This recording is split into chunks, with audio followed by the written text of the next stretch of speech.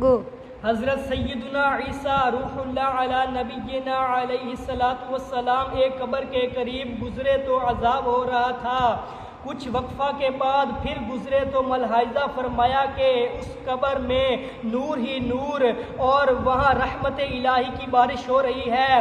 آپ علیہ السلام بہت حیران ہوئے اور بارگاہ الہی عز و جل میں عرض کیا کہ مجھے اس کا بھید بتایا جائے۔ ارشاد ہوا، اے عیسیٰ علیہ السلام، یہ شخص سخت گناہ گار ہونے کے سبب عذاب میں گرفتار تھا، لیکن بوقت انتقال اس کی بیوی امید سے تھی۔ اس کے لڑکا پیدا ہوا اور آج اس کو مکتب بھیجا گیا۔